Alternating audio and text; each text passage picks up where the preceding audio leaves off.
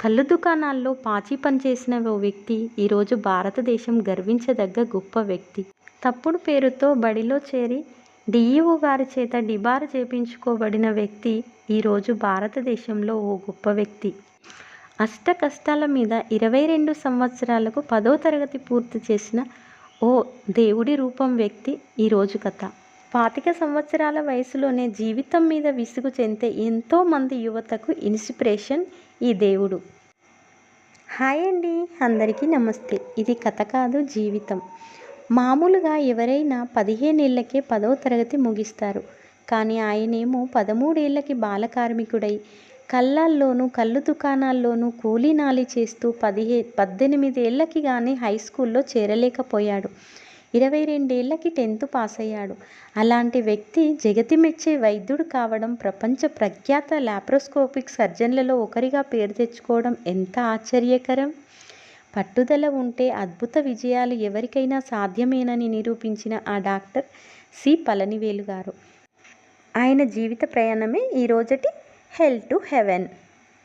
కరువుకి పేరు పోసిన ప్రాంతం మాది. వాన చుక్క పడితే గాని నాగలి దిగని రాతిగొట్టు నేల అది. తమిళనాడు నామక్కల్ జిల్లాలోని ఓ కురు గ్రామం. పుదూరు దాని పేరు. అక్కడ సాగుని నమ్ముకొని బతకడం కష్టమని నాన్న భారీగా అప్పులు చేసి మరీ ఓ వ్యాన్ కొన్నాడు. 6 నెలల పాటు అది లాభాలనే ఇచ్చింది. కానీ ఓసారి చెట్టుని ఢీకొట్టి నుజ్జు అయింది. నాన్న ప్రాణం దక్కినా మా కుటుంబం పైన 25,000 అప్పు మిగిలింది. దాన్ని తీర్చడానికే మేం పొట్ట చేత పట్టుకొని మలేషియా వెళ్ళాం. అది 1953. నాకప్పుడు 3 ఏళ్ళు. మలేషియాలో బ్రిటిష్ వాళ్ళకి చెందిన పామాయిల్ తోటల్లో పనికి కుదిరారు నాన్నవాళ్ళు. నన్ను అక్కడి బాల్వాడీ కేంద్రంలో ఉంచి అమ్మ, నాన్న, అన్నయ్య ముగ్గురు ఉదయం నుంచి రాత్రి వరకు పనిచేస్తుండేవారు. నాకు 8వ ఏడు వచ్చాక కానీ ఆ బాల్వాడీ స్కూల్గా మారలేదు. దాంతో 13 ఏళ్లకి నేను 5వ తరగతిలోనే ఉన్నాను. 6వ తరగతి చదవాలంటే మలేషియా రాజధాని కౌలాలంపూర్ వెళ్ళాలి. మాకు ఆ స్తోమత లేదు. దాంతో నేను అక్కడే ఓ కళ్ళు దుకాణంలో కూలీగా చేరాను. ఉదయం సాయంత్రం షాపు ఊడ్చి శుభ్రం చేయడం, గ్లాసులు కడగడంతో పాటు లెక్కలు రాయడం నా పని. నెలకు 15 రూపాయలు ఇచ్చేవారు. పగలంతా పామాయిల్ తోటల్లో కాయ కష్టం చేస్తుండేవాణ్ణి. ఆ కష్టంలోనే నాకు చదువు విలువ తెలిసింది. సొంతూరు వెళ్ళి అమ్మమ్మ వాళ్ళింట్లో ఉండి చదువుకోవాలన్న ఆశ కలిగింది. నాన్నకి ఆ కోపం ఉండేది. కానీ మాకు ఇండియా వెళ్ళడానికి డబ్బులు లేవు. ఏడాది తర్వాత ఎక్కడో అప్పు తీసుకొచ్చి నన్ను, మా చెల్లి ధనలక్ష్మిని, అమ్మని సొంతూరికి పంపించాడు. అప్పటికి నా వయసు 17 ఏళ్ళు. అసలే వయసు ఎక్కువ. ఆ పైన నేను మలేషియాలో చదివిన 5వ తరగతికి ఇక్కడ విలువ లేదు. దాంతో ఏ ప్రభుత్వ బడిలోనూ నన్ను చేర్చుకోలేదు. చుట్టుపక్కలున్న స్కూళ్ళకి కాళ్ళరిగేలా రోజూ తిరిగేవాణ్ణి. హెడ్ మాస్టర్ల దగ్గరికెళ్ళి ఏడ్చినా ఏడాది పాటు ఎవరూ కనికరించలేదు. ఓ రోజు వయ్యాపూరి అనే హెడ్ మాస్టర్ నన్ను పిలిపించారు. 8వ తరగతిలో ఒక అబ్బాయి మానేశాడు. అతని సీటు నీకిస్తాను. నువ్వు అతని పేరు మీదే చదవాలి.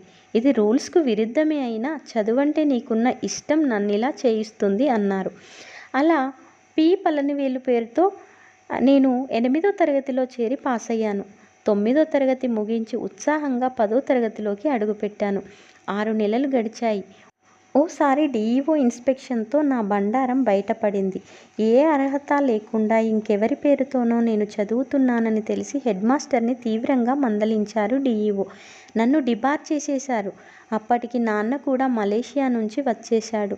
నేను, నాన్న రోజు డీఈఓ ఆఫీస్కి వెళ్ళి 10వ తరగతి పరీక్షలు రాయనివ్వమని కాళ్ళ వేళ్ళ పడుతుండేవాళ్ళం.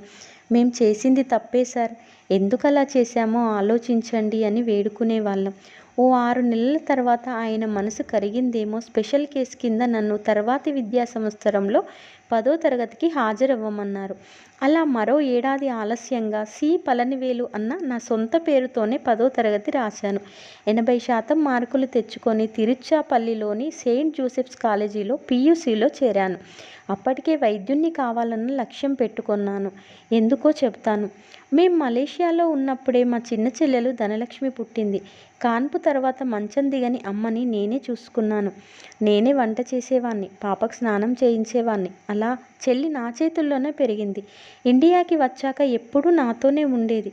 తనకు 6 ఏళ్ళప్పుడు ఓసారి తీవ్రంగా జ్వరం వచ్చింది. మూలికా వైద్యం ఏదో చేసినా ఫలితం లేదు.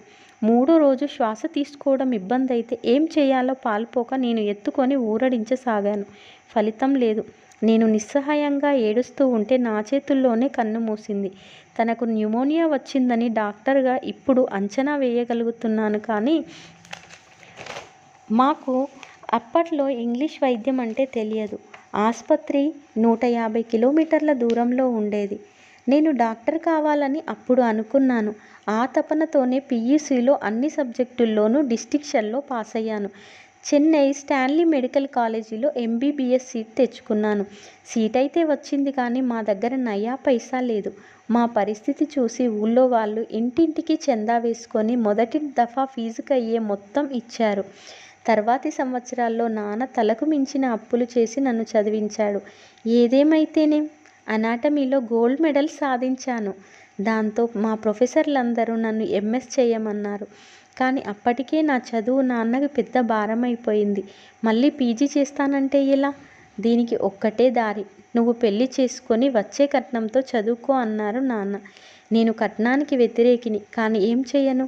మధ్య మార్గంగా నాకు పిల్లనిస్తామన్న మామగారి దగ్గరికి వెళ్ళి కట్నంగా కాదు అప్పుగా ఇవ్వండి అని అడిగాను.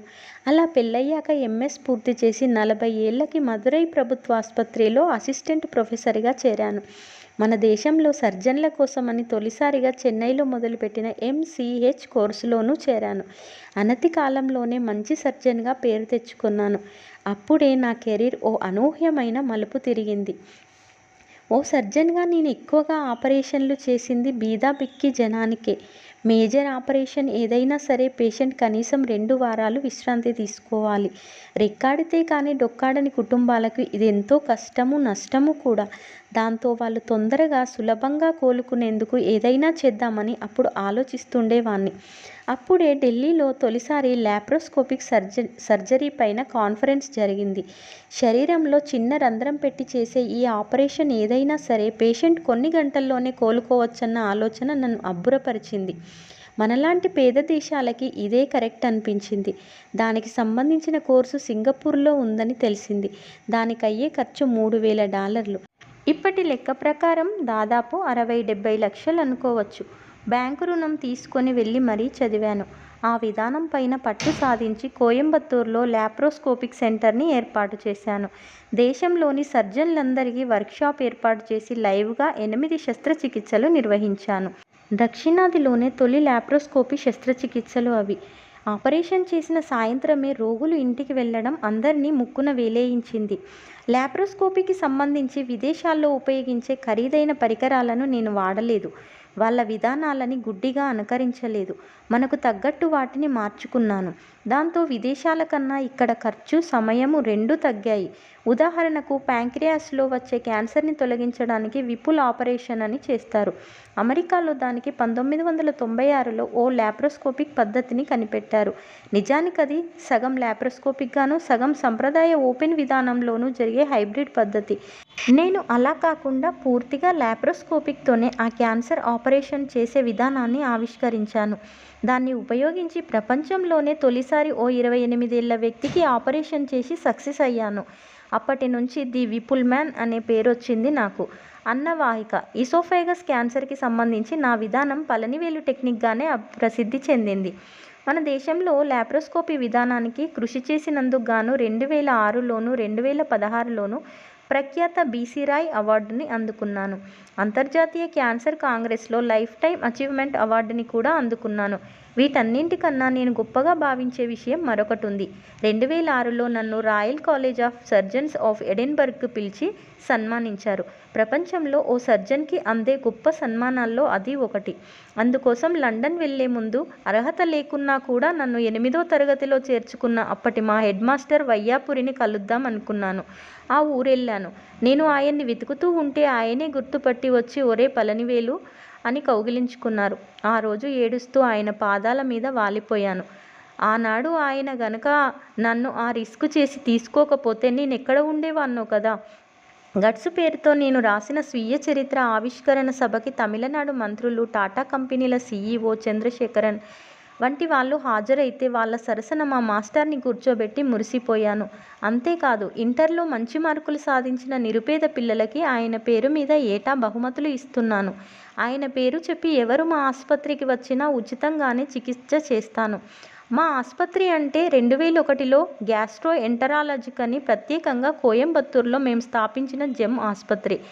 చెన్నై వంటి మెట్రో నగరాల కన్నా ఇలాంటి చోటైతేనే పల్లె ప్రజలకి ఎక్కువ సేవ చేయొచ్చన్న భావనతో అక్కడ నెలకొల్పాను. అందుకు తగ్గట్టే పల్లె ప్రాంతాల్లో నెలా శిబిరాలు నిర్వహించి క్యాన్సర్ ఉంటే అన్ని ఖర్చులు మేమే భరించి చికిత్స చేస్తున్నాం. ఈ సేవా కార్యక్రమాల కోసమే జెమ్ ఫౌండేషన్ని స్థాపించాం. దాన్ని మా ఆసుపత్రుల్ని నా శ్రీమతి జయ ఒంటి చేత్తో నిర్వహిస్తోంది. ఉదయం 6 గంటలకి వెళ్తే రాత్రి 11 గంటలకొచ్చే నా జీవితంలో పిల్లల బాధ్యతంతా తనే తీసుకుంది. MBA చదివే మా పాప ప్రియా తనకి తోడుగా ఉంటుంది. బాబు డాక్టర్ ప్రవీణ్ బేరియాట్రిక్ సర్జన్గా పనిచేస్తున్నాడు. ఫ్రెండ్స్, విన్నారు కదా. ఈ జీవిత కథ మీద మీ అమూల్యమైన అభిప్రాయాలని కామెంట్స్ రూపంలో తెలియచేయండి. Thanks for watching. Please subscribe.